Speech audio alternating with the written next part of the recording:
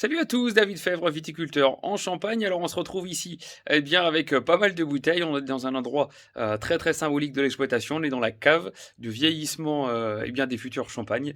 Donc je me retrouve aujourd'hui pour vous adresser un petit message, vous adresser tous mes vœux pour cette nouvelle année, vous apporter surtout la santé. Et puis comme on dit, le reste, ça viendra tout seul. Moi dans cette vidéo, je voulais vous souhaiter mes vœux, mais surtout revenir sur cette merveilleuse année 2020 pour nous. Donc on va faire un petit flashback, on va faire un retour en arrière pendant ces 12 mois. Il y a eu énormément de choses de notre côté. 2020, c'était la grande année de lancement de nos nouveaux champagnes. C'était une année contrastée avec cette situation sanitaire. On a vécu pas mal de choses. On a vécu beaucoup de belles rencontres, notamment la venue d'Edouard Bergeon pendant les vendanges. On a eu pas mal de choses également, d'articles de presse, notamment une reconnaissance avec les jeunes talents, et puis une vendange très très précoce, les plus précoces de l'histoire. Donc j'ai voulu vous retracer tout ça. Alors vidéo assez longue, vous regarderez ce que vous voulez. J'ai mis les petites annotations pour que vous puissiez retrouver et puis sauter d'un chapitre à l'autre. Mais voilà, je voulais vraiment revenir sur cette année, en tout cas pour nous, certes un petit peu compliqué pour le travail, et je voulais vraiment féliciter du coup mes salariés qui m'ont accompagné tout au long de l'année et qui n'ont rien lâché. Donc voilà, merci à tous, merci Jessica, merci Anthony, merci Kenny, merci Noah, merci à la nouvelle arrivée Anna. Merci à mon équipe.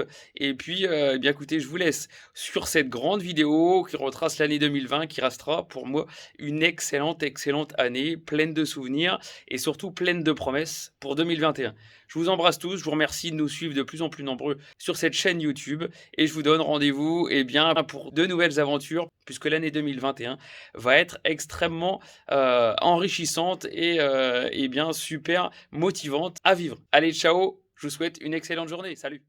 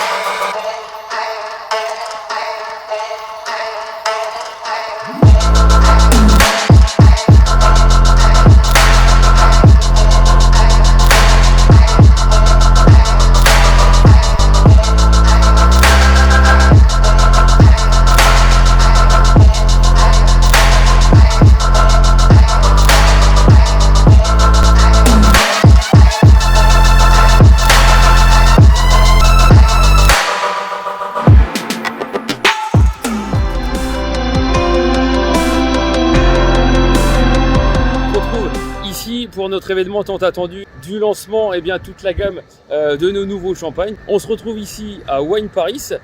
Wine Paris se situe porte de Versailles à Paris. Alors petit clin d'œil à tous nos copains youtubeurs, agri-youtubeurs qui vont venir dans quelques semaines au salon de l'agriculture. Donc voilà, on va rentrer, vous avez vu c'est superbe l'entrée, on va rentrer et puis on va aller jusqu'à notre stand et je vous expliquerai un petit peu justement ce qu'on y présente et comment se passe ce salon.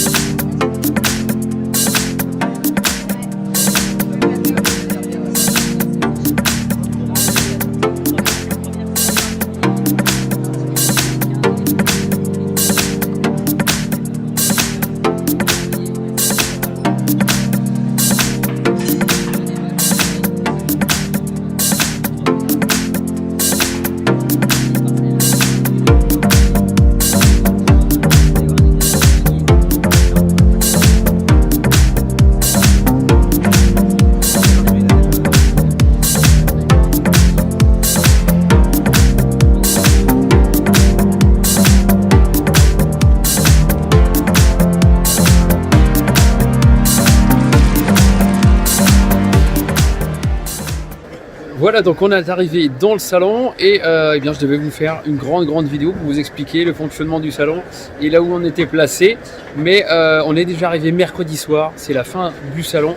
On a vu énormément de monde, beaucoup de curieux par rapport à l'image et par rapport à un nouveau positionnement qu'on est en train d'écrire. Donc voilà, le stand où on était, c'était ici. Donc voilà les champagnes de vignerons avec ici notre stand qui est là. Donc on a encore un petit peu de monde justement sur le stand. On a Nicolas qui est au fond qui vous fait un petit coucou. Donc voilà, très content de ce salon. Un salon quand même éprouvant puisque voilà, c'est 9h du matin jusqu'à 20h. Pas pu vous en raconter un petit peu plus puisqu'on a vraiment eu beaucoup de monde. Donc merci de nous suivre sur les réseaux. On va s'approcher un petit peu du monde qui a eh bien justement sur notre stand. Ils vont faire un petit coucou avec moi. Est-ce que vous pouvez faire un petit coucou pour la caméra? Juste un petit coucou pour la caméra. Comment on fait? Donc on va terminer un petit peu les bouteilles. Voilà. Oui, bien sûr. Donc là des collègues vignerons qui sont là et qui sont en train de terminer les bouteilles. Voilà. Donc moi je vous donne rendez-vous la semaine prochaine pour une autre vidéo. Voilà, salut. Alors moi je suis un petit peu en galère ce matin.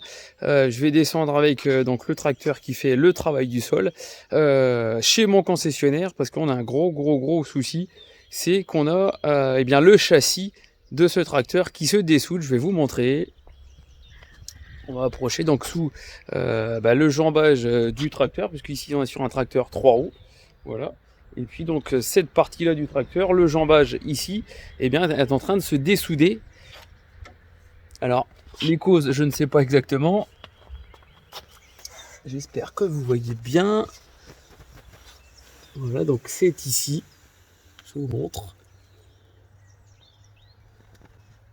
Voilà, donc on a ici qui est en train de se dessouder. Donc voilà, grosse galère sur ce tracteur. Je vais donc descendre chez le concessionnaire, savoir si on peut ressouder tout de suite. Sans doute ce qu'a créé ceci, eh bien c'est les conditions de travail du sol, puisque ce tracteur fait le travail du sol, donc l'intercept ici, c'est sans doute les conditions très dures de ce début de saison. Le tracteur est bien fraye à droite ou à gauche et ça tire beaucoup justement sur les roues arrière. On a aussi même cette partie là qui est un petit peu dessoudée. La partie donc qui maintient le porte-outil. Voilà, donc ici eh bien c'est en train de se dessouder aussi. Donc preuve que les conditions sont tellement secs, eh bien ça met à rude épreuve le tracteur. On va essayer d'aller ressouder tout ça. On va voir si ça peut retourner. Alors on est arrivé chez le concessionnaire et effectivement la poutre, pour vous montrer, elle est tout le tour ici. Je sais pas si vous voyez bien. Elle est vraiment coupée de chaque côté. Voilà, donc c'est nettoyé et puis donc le mécano va le faire lui-même parce que là c'est de la grosse réparation. Alors justement on a pris un élévateur et on a levé le châssis du tracteur pour renvoyer justement cette partie là du jambage par là et ainsi éviter le petit jour que vous aviez vu tout à l'heure en début de vidéo.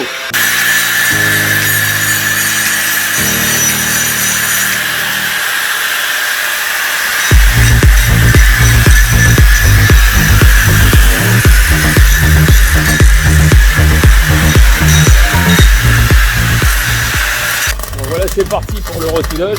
Le mécano est en train de souder justement un fer plat pour le renforcer un petit peu et puis on va faire ensuite le tour de la petite poutrelle justement carrée.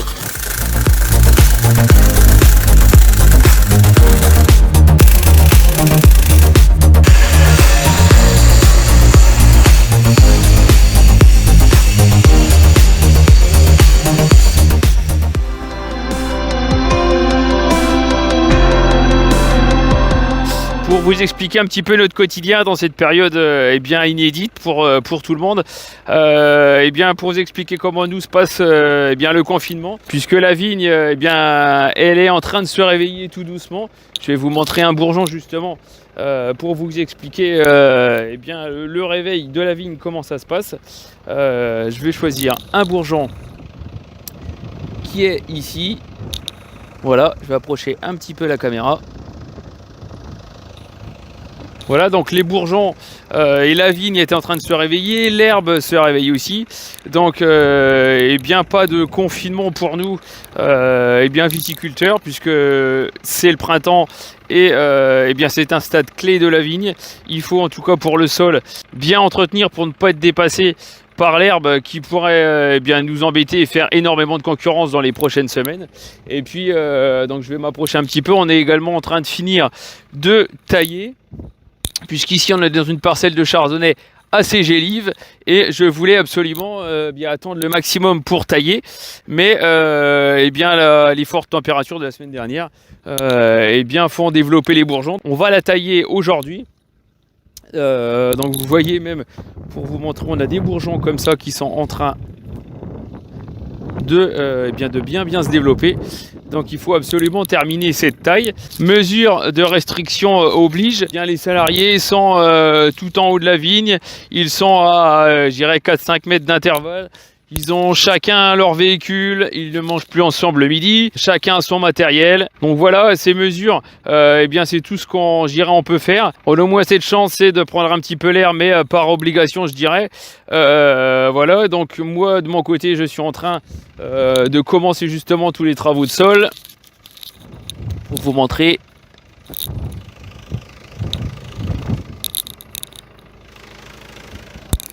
Donc c'est pas, eh bien c'est pas ce qui était prévu, puisque les sols sont assez durs forcément par rapport à la quantité d'eau qu'on a eu eh bien cet hiver. Donc là on va uniquement avec les lames intercept que vous voyez ici, on va uniquement travailler sous le rang pour ouvrir un petit peu la terre et eh bien désherber mécaniquement le maximum qu'on peut faire.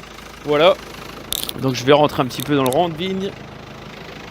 Voilà, donc on fait uniquement sous le rang de vigne et on désherbe juste cette partie là, puisque eh bien il y a déjà je dirais pas mal d'herbe dans ces rangs là et pour l'instant c'est le sol est assez dur et on va y aller petit à petit et par étapes. Voilà pour eh bien nous notre confinement. Vous voyez les salariés qui redescendent en prenant soin eh bien d'être assez distants l'un de l'autre. Donc forcément une pensée à tout le corps médical qui lutte aujourd'hui. Et voilà le meilleur conseil qu'on peut donner et le meilleur soutien qu'on peut donner, eh bien c'est de rester chacun de son côté, chacun enfermé. Bien sûr c'est pas facile, mais c'est la seule solution pour que ce virus eh bien parte le plus rapidement possible. Voilà. C'était juste pour vous expliquer un petit peu comment on vit le confinement. Il faut garder le moral tout de même. Voilà, donc un clin d'œil. Je vous donne rendez-vous dans une prochaine vidéo sur un autre sujet. Voilà, je vous dis à très bientôt. Salut, portez-vous bien.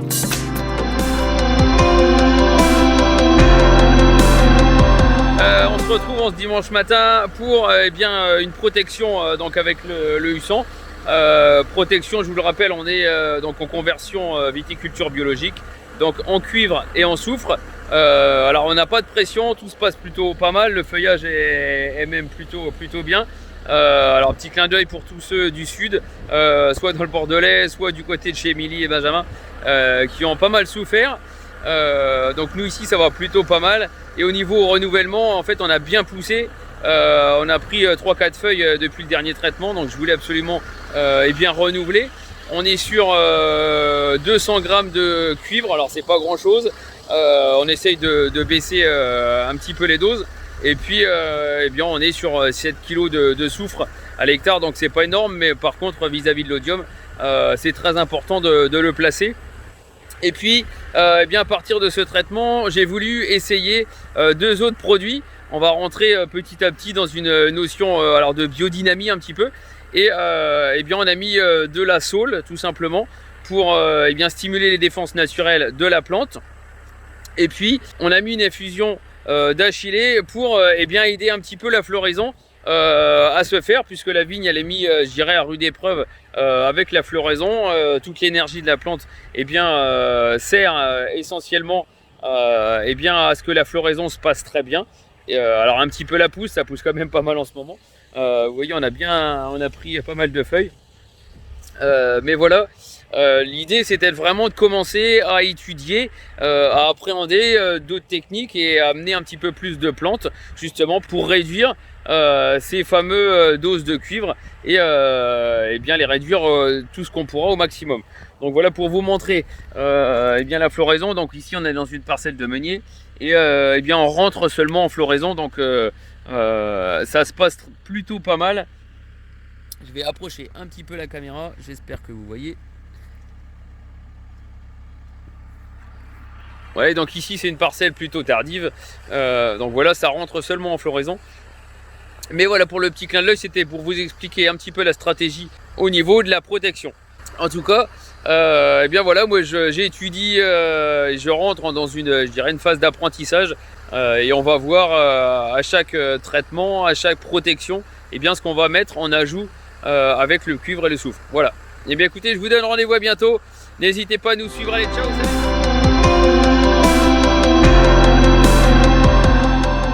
Eh bien, on se retrouve là pour un live.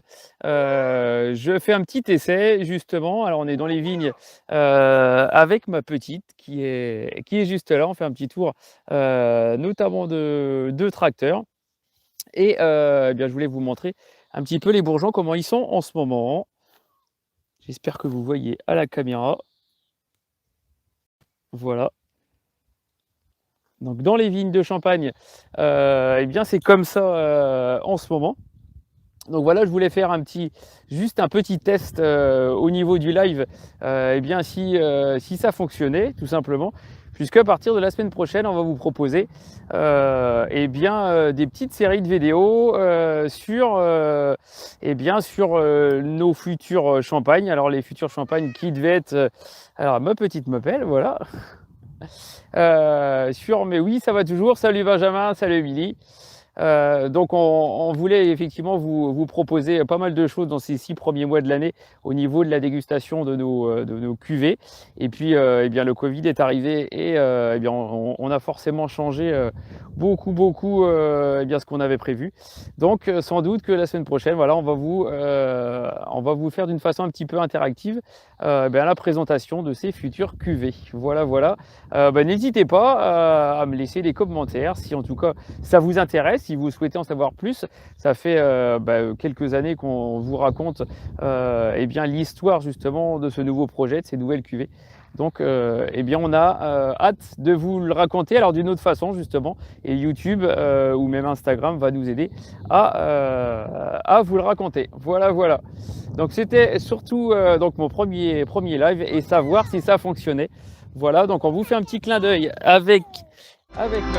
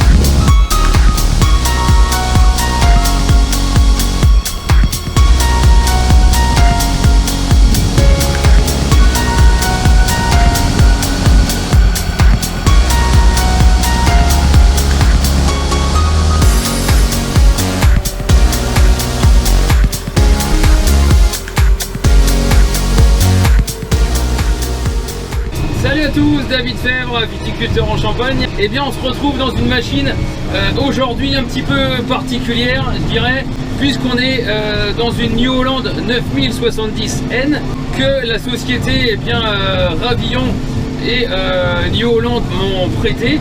Alors on arrive à rentrer, mais on voit pas beaucoup puisque les ailes, justement où il y a le moteur d'un côté et puis le gros pot d'échappement de l'autre côté, eh bien nous empêchent un petit peu de voir. Mais je suis épaté parce que même avec l'empattement et le gros tracteur, eh bien on arrive à rentrer sans faire de casse. Donc voilà, assez surpris, même si c'est pas un endroit qui va très bien.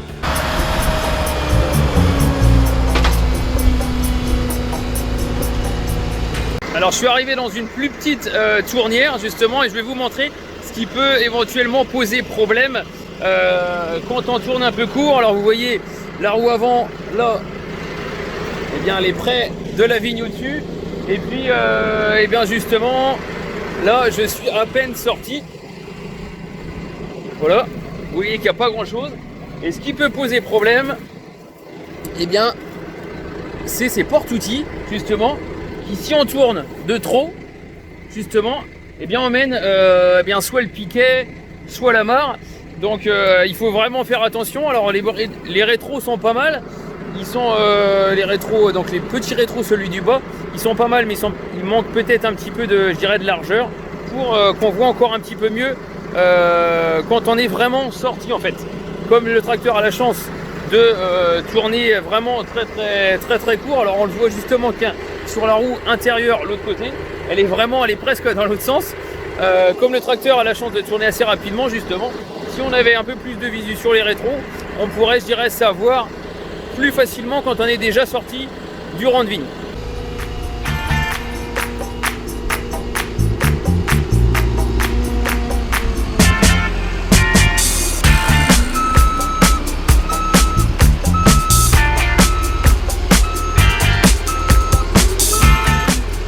Donc même chose, je viens de faire mon demi-tour, mais voilà, vous avez vu que derrière, on va approcher un petit peu, il n'y a pas grand place. Voilà, on est vite dans la vigne du voisin, on a un petit peu de marge devant, donc en fait il faut juste arriver à trouver vraiment le gabarit du tracteur pour bien longer vraiment la rangée de ce qu'on appelle ici les installations, les amarres. Il faut vraiment le longer avec les roues avant et ça permet d'être plus souple et surtout d'avoir plus de place à l'arrière du tracteur. Donc c'est vraiment une question en fait d'arriver à manier le gabarit du tracteur, mais pour tourner il n'y a vraiment aucun problème, ça tourne.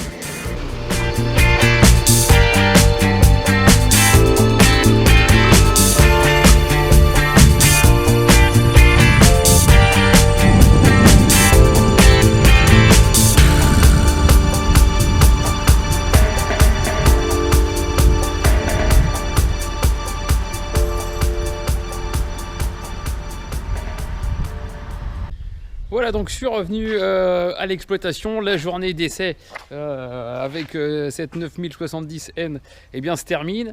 Je suis très agréablement surpris. Alors là je vais prendre un petit peu de recul, comme ça on verra encore un peu plus l'imposante machine, je dirais, tout l'ensemble. Je suis vraiment surpris de la maniabilité, de la capacité à faire des demi-tours sur un espace même court. Ça braque super bien, donc vraiment très content d'avoir essayé cette machine, vraiment même surpris. Donc ma première idée c'était de dire c'est gros, ça ne passe pas, bien au contraire. C'est un matériel qui est super maniable, super souple à conduire, très confortable. Alors après, il y a quelques petites choses comme la visibilité sur les ailes qui posent un petit peu problème. Mais voilà, il y a aussi une façon de le conduire. Il y a aussi l'expérience un petit peu à avoir. Je pense que voilà, quelques mois suffiront à mon avis pour que on se fasse vraiment la main. Mais en tout cas, très ravi d'avoir essayé cette New Holland. Donc un grand merci à Ravillon, qui est en Champagne un gros fournisseur de matériel agricole et viticole. Et puis un grand merci également à New Holland qui m'a prêté cette machine. En tout cas, essai je dirais concluant sur mes a priori par rapport à la grosseur du tracteur.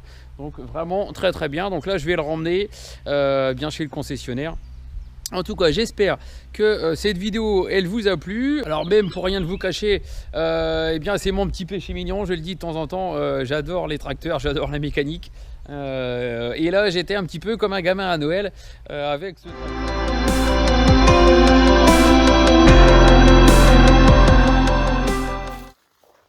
Voilà, donc en général, on prend 2 rangs par 2 rangs. Voilà, impeccable. À part Kenny, effectivement, qu'il y en a juste un, puisque là, on arrive au bout de la parcelle et il n'y a plus grand-chose.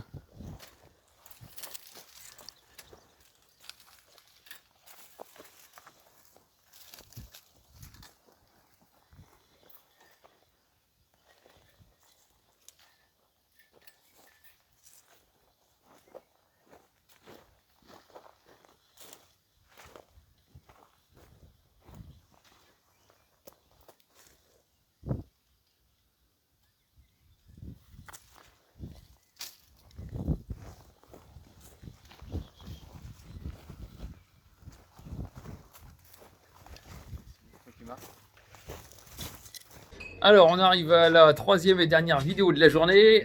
J'arrive maintenant dans la cave où eh bien, on fait les tas de bouteilles. Donc, on est arrivé, on est en train de faire presque le tout dernier tas. Donc, il y en a quelques-uns sur le côté, il y en a un autre là, il y en a eh bien, un plus gros ici, vous voyez. Et puis, donc, le dernier ici, je vais m'approcher un petit peu, on est en train de le faire là. Alors il y a notre stagiaire en communication qui eh bien, va pouvoir mettre une nouvelle ligne sur son CV. Il y a Kenny qui est juste là, le tractoriste. Et puis là ils sont dans un petit, vous le voyez, ils sont dans un petit trou de souris. On a notre cuvée, les champs de Romy justement, qui vont aller se caser juste là. Donc un petit travail qui est pas évident, mais pour finir la journée c'est super. N'est-ce pas les petits gars? Ah, c'est super cool. C'est super cool. Donc eh bien Anthony qui arrive au loin juste là, qui lui amène les bouteilles, salut, qui lui amène les bouteilles avec l'élévateur. Et puis je pense qu'il se marre aussi un petit peu de voir dans quel petit trou on est. Voilà donc puisqu'on est tous les quatre, on voulait vous faire un petit coucou pour la fin de ces 3 vidéos. Voilà, tirage 2020 de l'Avalanche 2019 qui se termine. Une bonne journée, bien remplie et plein de bouteilles à venir dans 2-3 ans. Voilà, allez, salut tout le monde. Salut. Et puis...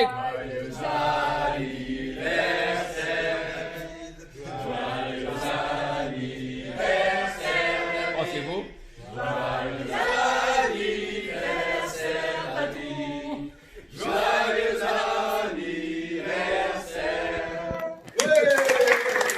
Voilà, c'est le début, démarrage des vendanges ce matin. Je vous retrouve tout à l'heure pour vous expliquer où on est. Mais voilà, c'était le grand jour aujourd'hui. Et puis, une pensée également pour mon papa, puisque c'est la Saint-Bernard en même temps. Allez, je vous retrouve tout à l'heure. Salut!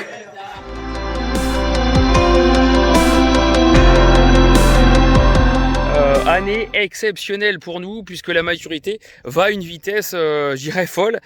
C'est forcément dû au climat qu'on a depuis 15 jours, 3 semaines. Avec ce soleil, eh bien, on a une accumulation en sucre qui va très vite.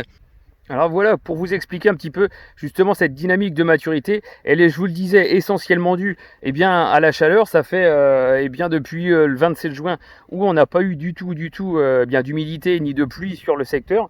Et bien forcément, la plante, elle vient un petit peu sur ses réserves. Alors, elle va plonger ses racines le plus profond pour aller chercher un petit peu d'humidité. D'habitude, la période de maturité est accompagnée du grossissement des baies. Mais là, on le voit bien entre 2 prélèvements. En fait, on n'a pas une grosse évolution au niveau des poids de grappe. Donc, c'est ce qui fait eh bien, que ça accélère la maturité puisque ça se concentre. Les sucres se concentrent. Et puis, ce qu'on observe également, c'est qu'on n'a pas, malgré les chaleurs, on n'a pas une perte d'acidité puisque d'habitude, quand il fait chaud, bien les acides ont tendance à se dégrader, mais comme les baies sont plus petites, bien les acides restent concentrés.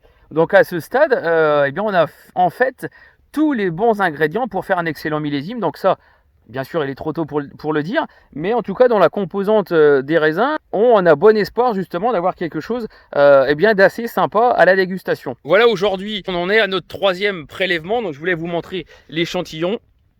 Voilà, je vais approcher un petit peu. Donc vous voyez par rapport à il y a une semaine, eh bien ça se colore énormément. Justement dans cette vidéo, je vais vous expliquer un petit peu à quoi correspondent ces prélèvements. C'est une organisation collective très bien huilée sous bien la responsabilité du CIVC, donc de notre comité interprofessionnel des vins de Champagne. Et bien l'organisation, pour vous la décrire très simplement, en fait on fait les prélèvements tous les lundis, tous les jeudis et on commence à peu près 3 semaines, 1 mois avant les vendanges. Les premiers prélèvements étaient le 3 août.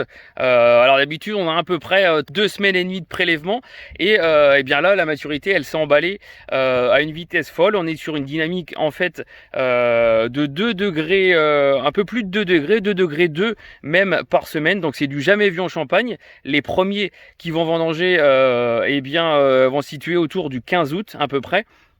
Donc voilà, on n'a jamais connu une telle maturité, une telle rapidité dans la maturité. Et eh bien nous, préleveurs du réseau Matu, eh bien ça nous a affolé un petit peu forcément, puisque ça va bien plus vite que d'habitude. Donc quand je dis préleveur, justement, je vais vous expliquer un petit peu dans cette vidéo, c'est qu'aujourd'hui, on va décider ici pour la commune de la date grâce au prélèvement. Donc justement, je vous disais, le CIVC eh bien, organise eh bien, ses prélèvements tous les lundis, tous les jeudis. Et en fait, eh bien, il s'appuie sur les vignerons. Eh bien, comme vous allez le voir tout à l'heure, on est plusieurs vignerons. Il s'appuie sur des vignerons qui sont délégués et donc rattachés au CIVC. Et eh bien, dans chaque commune, il y a un délégué. Donc, eh bien, moi, en l'occurrence, je le suis pour la commune de Belleval. Et eh bien, chaque délégué fait un prélèvement sur une parcelle bien référencée que nous avons tous les ans. Donc, comme ça, on a un historique de maturité et on peut voir chaque année, eh bien, je dirais, l'évolution. Eh bien, on mesure pas mal de choses. On mesure le sucre, on mesure l'état sanitaire, on mesure l'acidité et notamment le poids de gras pour voir un petit peu l'évolution. Et eh bien justement, aujourd'hui, on va analyser tout ça et c'est notre, je dirais, dernier prélèvement pour donner la date, puisque ce réseau, justement ce réseau Matu, eh bien, va permettre d'avoir une référence de parcelles en Champagne qui est assez énorme. Et eh bien, en fonction de ça, en fonction de ce travail de prélèvement, eh bien, on va pouvoir définir des dates. On voit l'évolution de la maturité en fonction des prélèvements qu'on a fait et eh bien on estime une date précise. Donc ça, on va le faire tout à l'heure justement, puisqu'on en a notre troisième prélèvement. On voit un petit peu la dynamique, je vous le disais tout à l'heure, de 2 degrés, 2 degrés 2, 2 degrés 3 même par semaine. Donc on va essayer d'estimer. Donc là, il va y avoir eh bien, une dizaine de vignerons qui vont se joindre à moi. Et eh bien, on va faire nos prélèvements, on va avoir une trentaine d'échantillons et eh bien, en fonction des résultats, on va estimer de la date, alors pas que de la commune de Belleval, mais tout le secteur. Donc tout le secteur, eh bien ça comprend donc la commune de Belleval, ça comprend Cuchery qui est tout là-bas, ça comprend la Neuville-Laris, ça comprend également Balieu sous Châtillon qui est l'autre côté. Donc en fait, on s'est regroupé avec toutes ces communes pour faire ces prélèvements et comme on a un secteur, je dirais à peu près homogène, eh bien ça nous permet de décider d'une date qui va être homogène justement pour ce secteur. Donc voilà, je ramène mon échantillon, on va direction le pressoir et je vais vous expliquer un petit peu plus eh bien comment on analyse les choses et eh bien vous le verrez, il va y avoir pas mal de vignerons. Vous assisterez un petit peu à la discussion pour décider de la date. Allez, à tout de suite. Alors, je suis arrivé au pressoir et bien, vous le voyez, on a pas mal d'échantillons. Il y a pas mal de monde qui est arrivé. On a des meuniers, on a des pinots noirs, on a des chardonnays. Un petit clin d'œil, salut tout le monde. Et bien, je vais vous expliquer justement ce que chacun fait. Le premier atelier, eh ben, on est en train de peser tout simplement l'échantillon. Et puis, eh bien, de regarder s'il y a de l'odium, s'il y a de l'échaudage, s'il y a de la pourriture. Ensuite, eh bien, il y a les pressureurs qui sont là. Donc on a un petit pressoir à membrane qui se gonfle avec de l'eau. Et puis ensuite on récupère l'échantillon. Oh, c'est bien silencieux. On récupère l'échantillon ici et on pèse le degré. Ensuite, une fois qu'on a le degré, eh ben, il y a Franck qui est juste à côté qui mesure l'acidité.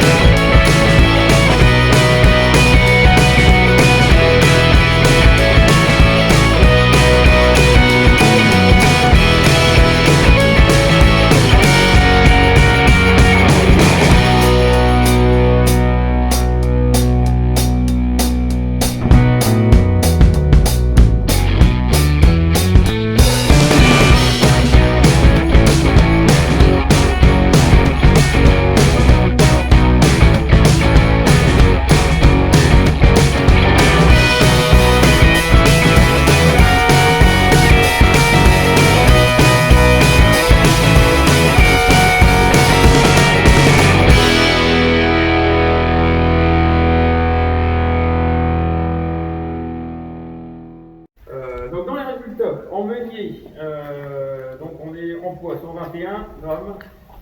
C'est des petites moyennes quand même par rapport à d'habitude. Donc 121 grammes, 8,48 en degrés. Acidité totale 10,49. Sur les pinots, le poids c'est 122, 8,08 de degrés, 11,08 d'acidité. Sur les chardonnays, 108 de pot moyen, 7,05 en degrés, acidité 11,55. Je vous avais mis un petit tableau pour ceux que j'envoyais les résultats de prélèvement lundi, avec en gros une évolution à 0,2, je crois que j'avais pris 0,2 moyenne, 0,2 par jour, et puis en faisant 0,2 plus à chaque fois, et ça nous emmenait, je sais plus, au 20, là si on le refait aujourd'hui, ça nous emmène au 23 sur des meuniers en prenant une base à 10,5. Par rapport au 23, c'est une date moyenne. Ça veut dire que si on prend les parcelles, il y en a le 18, ça fait déjà 10,5. Donc après, on n'aura pas la même météo là le jour passé. Non. Si on en suit la météo, on n'aura pas la même météo. Une journée d'écart pour les chardonnays? 2 jours. 2 jours. Ouais, 20 et 22, mais apparemment la plupart commenceraient quand même que le 21, voire le 22.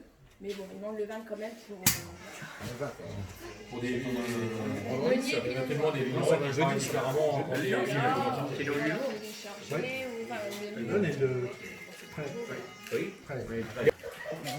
Réunion demain après-midi avec tous les correspondants régionaux, commission restreinte. Et puis validation samedi matin et dans le journal samedi. Donc je ne sais pas s'il y en a qui ont eu le message Mathieu de mardi. C'était intéressant.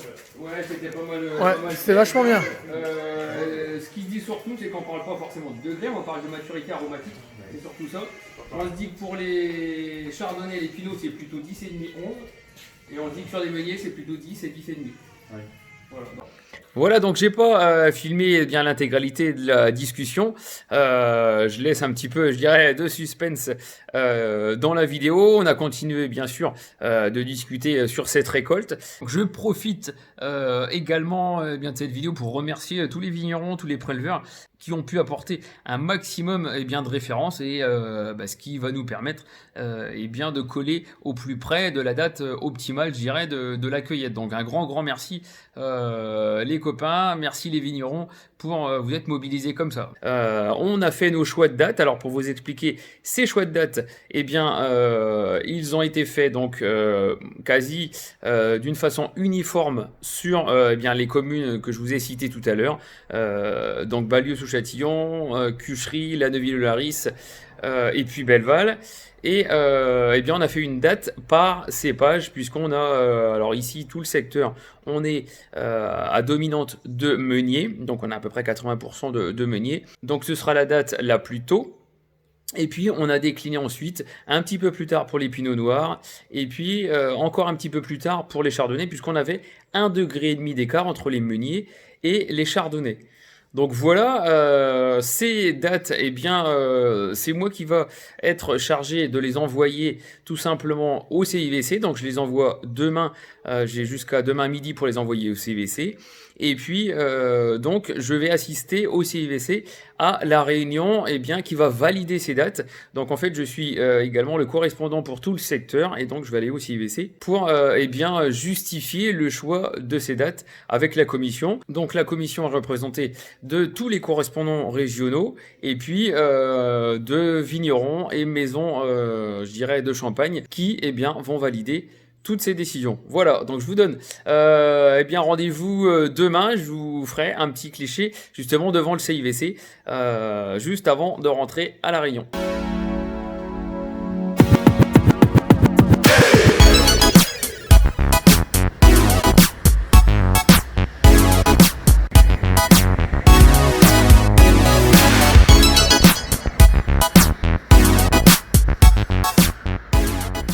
Voilà, donc ça y est, on est arrivé au CIVC. Vous le voyez la pancarte à l'envers, mais on est bien au CIVC, donc à Épernay, donc le comité interprofessionnel des vins de Champagne. Et eh bien, je vais participer à la réunion qui va valider eh bien, toutes les dates. Donc en fait, on va eh bien, analyser chaque commune une par une et valider si eh bien, les dates qui ont été proposées par chaque délégué eh bien, sont eh bien, en cohérence parfaitement avec les prélèvements que chacun des préleveurs aura fait. Voilà, bonjour. Donc voilà, je vais rentrer, il y en a pour quelques heures. Et puis eh bien, je vous donnerai des résultats si eh bien, nos dates à nous en tout cas étaient parfaitement validées. Voilà, allez, tout à l'heure.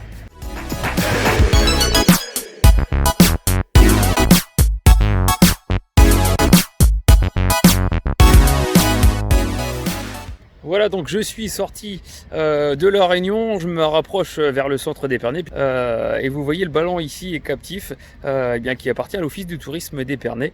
Donc c'est un gros ballon, on peut monter en l'air, aujourd'hui il est fermé. Voilà, je vous invite à venir faire un petit tour si justement eh bien, vous passez du côté d'Épernay. Donc voilà, la réunion est terminée, les dates pour l'ensemble eh bien, sont validées et puis la prochaine étape eh bien, c'est demain. Demain, eh bien, c'est le banc des vendanges. Le banc des vendanges, eh bien, c'est ce qui va valider les dates d'un point de vue administratif et d'un point de vue arrêté préfectoral, puisque chaque date de chaque commune va être eh bien, entérinée par arrêté préfectoral. Voilà, donc bien voilà, je rentre à la maison et puis on va commencer un petit peu à préparer puisque eh bien, je vais vous donc donner la date du départ en ce qui me concerne. Eh bien, on va attaquer le jeudi 20 août. Alors c'est assez exceptionnel, j'ai jamais fait ça eh bien, de ma vie et 20 août ce sera eh bien, le jour de la Saint-Bernard, la fête de mon papa et puis le jour de mon anniversaire. Donc voilà, grand moment, c'est jamais arrivé dans l'histoire de notre exploitation. Donc on va démarrer le 20 août, mais là ce sera pour les prestations de services sur un secteur autre que le secteur de Belleval. Et puis, ben moi, pour l'exploitation, eh bien, on va démarrer le 24 août. Voilà. Donc, je vous tiens au courant. On va monter, je dirais, un petit peu eh bien, en régime pour ces vendanges qui vont être assez atypiques. On attend encore des décisions, notamment au niveau des rendements, la semaine prochaine. Et donc, ben, écoutez, je vous tiendrai informé. Voilà, je vous souhaite un excellent dimanche et je vous dis à très bientôt. Allez, ciao. Salut.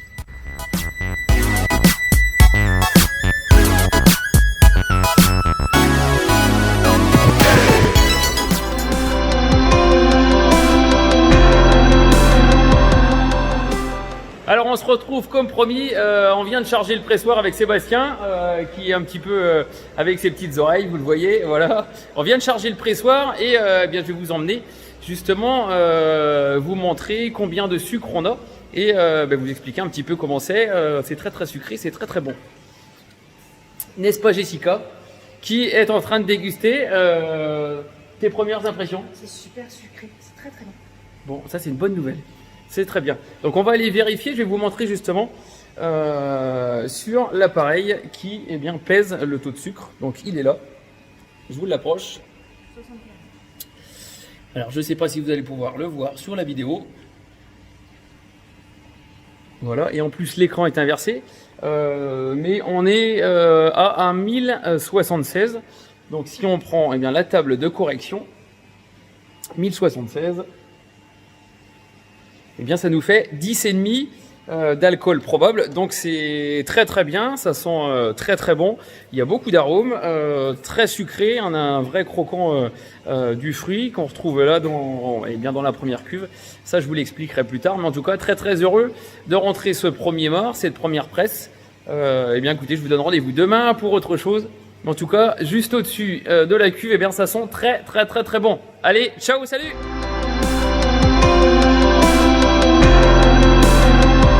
Donc là on est super et puis justement je voulais vous présenter quelqu'un, voilà, qui est en train de filmer eux aussi.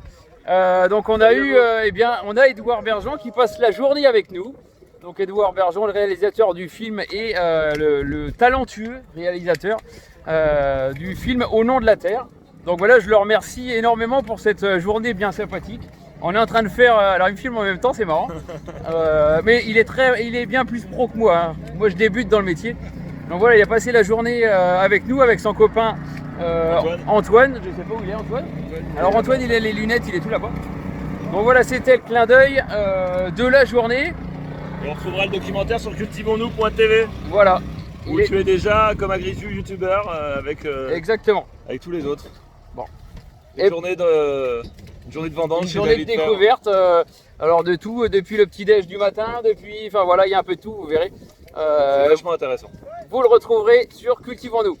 Voilà, et bien en tout cas, je vous souhaite une excellente journée et vous dis à demain. Allez, ciao, salut. Salut tout le monde.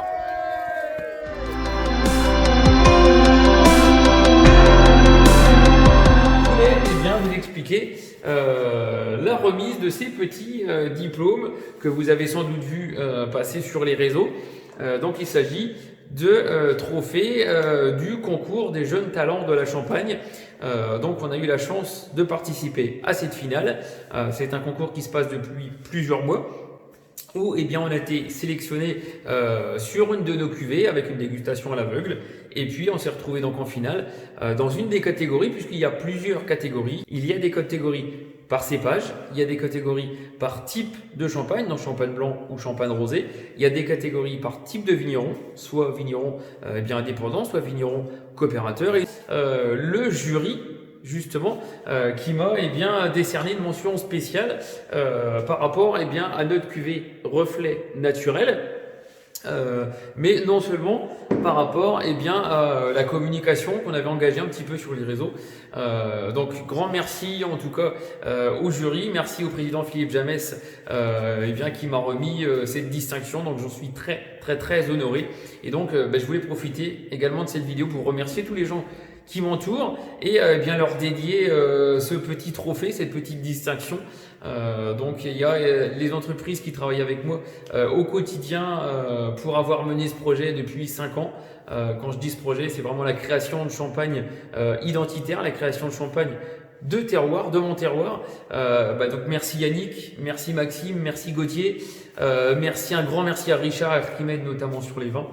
Et puis pour finir, eh bien, je voulais remercier toute mon équipe, et également ma femme, qui eux m'accompagnent tous les jours, qui me supportent un peu, je le dis aussi de temps en temps, qui me supportent un petit peu tous les jours, et surtout qui m'aident eh bien, à révéler ce terroir, à faire ces cuvées, que ce soit dans les vignes ou que ce soit justement ici en cuverie.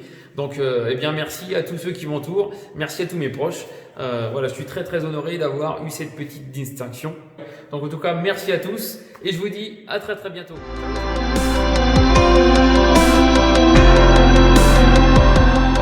On a concentré nos efforts sur le suivi en cuverie, notamment des fermentations. Donc c'est ça que je voulais vous montrer ce soir. Je voulais vous expliquer un petit peu où on en est. Donc j'ai prélevé tout à l'heure 2 échantillons. Voilà, on a 2 échantillons complètement différents. On a ici un échantillon de meunier qui a une tendance un petit peu rosée. Et puis on a ici un chardonnay, donc 2 variétés de raisins complètement différents. Le meunier, c'est ce qu'on a le plus chez nous, variété de raisin noir. Et ici le chardonnay, donc le raisin qui est assez connu en France et même voire dans le monde, donc c'est du raisin blanc. Donc voilà, je suis en train de suivre eh bien l'évolution de la fermentation sur chaque cuve et eh bien on va regarder ensemble la valeur de ces deux échantillons. Donc on va s'approcher un petit peu. J'espère que vous allez pouvoir voir. Voilà, donc si on retournait le téléphone portable, on est un peu plus de 995 sur celui-ci. Et puis alors juste derrière, eh bien on a 1010, 1015, quelque chose comme ça. Oui, c'est ça, on est à 1010. Alors qu'est-ce que ça veut dire ces deux valeurs? Eh bien c'est qu'on est en train de peser la quantité de sucre qu'il y a à l'intérieur du vin, puisque maintenant ça y est, c'est du vin. Donc on voit que dans celui-ci, eh bien, quand on est en dessous de 1000, ça veut dire que la fermentation est terminée, ça veut dire que la dégradation des sucres est totalement terminée. Et puis sur le chardonnay, eh bien, il y a encore un peu de sucre à dégrader puisque eh bien, le densimètre eh bien, remonte un petit peu, ça veut dire qu'il y a encore un peu de sucre en cuve. Donc pourquoi avoir ce décalage? Eh bien, on a vendangé les chardonnays un petit peu plus tard, une semaine de plus, donc forcément ils ont démarré leur fermentation plus tard et eh bien en plus les chardonnays ont tendance à fermenter sur un petit peu plus de temps. Alors me demandez pas pourquoi, je ne sais pas exactement pourquoi, mais en tout cas on l'observe régulièrement tous les ans chez nous. Donc voilà pour les chardonnays. Alors c'est la grosse cuve qui est là, donc il y en a pas mal cette année. Donc voilà, alors pour vous décrire un petit peu la tendance, et bien sur les meuniers, on a quelque chose d'assez croquant. Donc on a récolté un petit peu plus de 10,5 de moyenne sur les meuniers. Donc on a ici voilà, un échantillon de meunier qui est un petit peu moins rosé. Donc voilà, avec une bonne tendance à sentir le fruit, la pêche, des petites choses comme ça, c'est assez... On est sur un beau croquant beau croquant de fruits en fait. Donc voilà, les meuniers me plaisent pas mal. Ça goûte pas mal, comme on dit.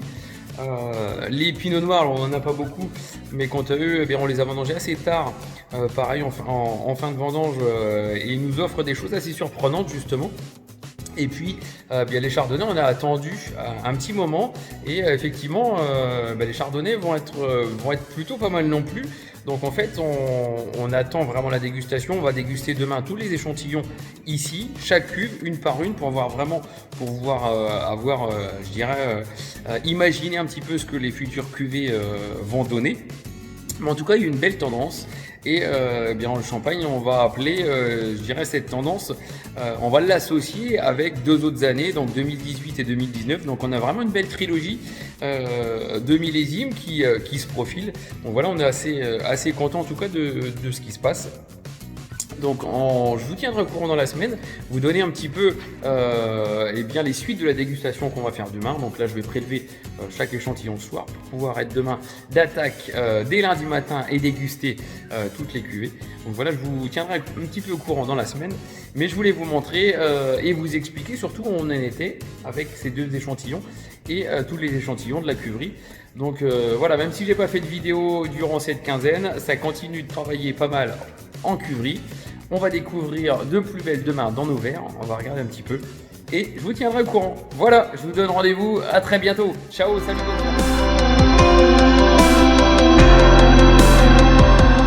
C'est notre travail qu'on élabore depuis quelques années, depuis maintenant la vendange 2017.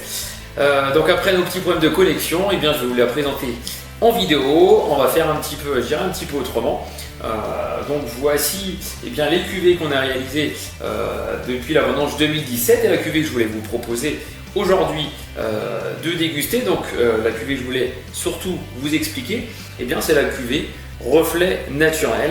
Donc Reflet Naturel, eh bien, c'est un 100% meunier et élaboré uniquement à partir de la vendange 2017. Donc juste eh bien, un petit peu pour remettre dans le contexte de l'année 2017, et bien l'année 2017, une année qui démarre avec un printemps plutôt précoce, quelques gelées justement de printemps, et puis une année qui s'enchaîne derrière avec, eh bien, je dirais sans trop de problèmes, une année viticole relativement simple avec un tout petit peu de sécheresse courant juin, et puis voilà, pas trop de maladies, pas de contraintes particulières.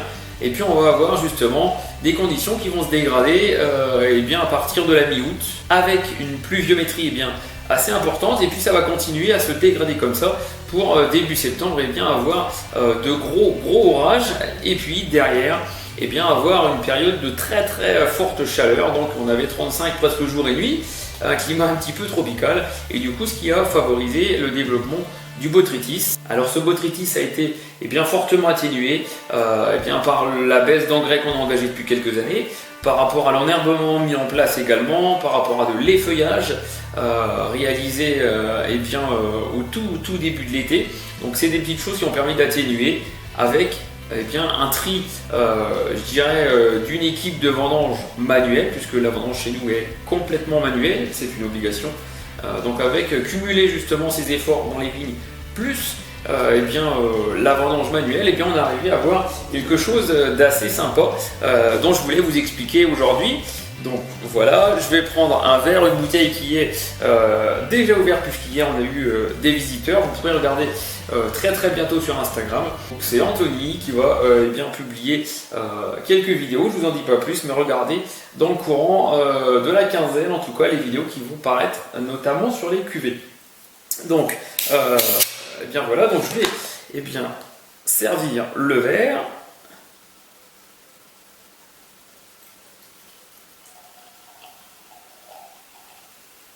Voilà, donc le verre est servi.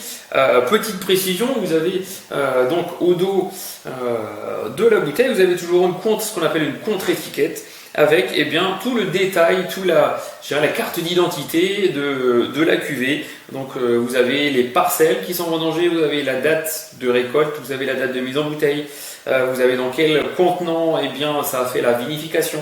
Donc voilà, il y a tout un tas de choses comme ça. Vous avez notamment eh bien, le grammage de sucre qu'on ajoute au dégorgement. Donc ici on est sur un extra brut, toutes les cuvées d'ailleurs sont en extra brut. Vous avez de marquer eh bien, ces détails eh bien, assez sympas justement pour éclairer un petit peu, pour savoir un petit peu comment la cuvée eh bien, elle a été vinifiée et élaborée. Donc voilà, on va passer eh bien, à la dégustation. Donc on est donc sur cépage meunier. Donc on est ici avec une caractéristique déjà très fruitée au nez, donc des arômes de fruits à chair jaune. On est vraiment sur un univers eh bien de pêche blanche par exemple, voilà, des choses comme ça, des abricots, vraiment quelque chose voilà, d'assez fruité, d'assez rond, même on a l'impression déjà de sentir un petit peu les fruits, déjà de croquer un petit peu dans les fruits. Et puis, donc je vais goûter.